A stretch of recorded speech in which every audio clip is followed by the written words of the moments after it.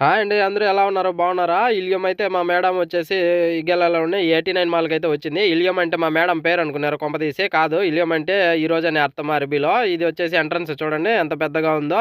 ఇలా లోపలికెళ్తుంటే ఇక్కడ right side coffee shop ఉంది. మళ్ళా మన కోసం మర్యాదగా గేట్లు తెరిచారు. ఇలా గార్డ్ ఉంటే గార్డ్‌ని అడిగేసి లోపలికెళ్ళి వీడియో తీసుకుంటానంటే ఓకే పర్లేదు తీసుకో మా అబ్బాయి అన్నాడు. మొత్తానికి లోపలికెళ్ళి ఇలా చూస్తే చూడండి మొత్తం ఇవంతా అతార్ షాపులు. అతార్ అంటే సెంట్ సీసాలండి. వీటిని మనం కొనాలంటే మనకు అరిసిపోద్ది. ఇవి స్టార్టింగ్ సోసోగా శాలిద్ దినార్తో స్టార్ట్ అవుతాయి.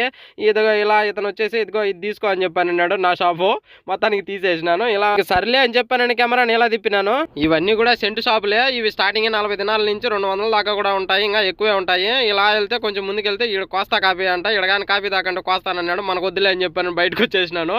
ఇలా కిందికి వెళ్తుంటే ఇదంతా కనిపించినది. ఇది సిట్టింగ్ ఏరియాకి సంబంధించిన సోఫా సీట్లు అండి. చూడండి ఎలా ఉన్నాయో.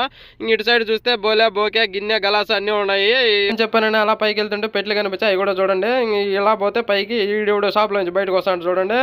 ఇదేనండి 89 మాల్. లోపల చూడండి ఎంత చక్కగా ఉందో, మొత్తం ఎంత గ్రాండ్ గా ఉందో. ఇదేనండి 89 మాల్ లోపల ఉండే మొత్తం వ్యూ అంతా చూడండి ఎలా ఉందో, ఎంత చక్కగా ఉందో. ఇక్కడ కూడా కింద అతారులే ఉన్నాయి. అర్లే అని చెప్పాను అలా ముందుకు వస్తుంటే ఇది కనపడింది. ఇదేంట్రా అని చెప్పాను ఇతగాన్ని అడిగితే పైనుంచి కిందికి వచ్చేది అన్నాడు. నాకైతే మండింది. కాన్స్తో గేమ్స్ ఆడొద్దని చెప్పాను నేను. మొత్తానికి ఇలా ముందుకు వస్తే ఇది ఇంకో వైపు ఉండే పైన అండి ఇది టాప్.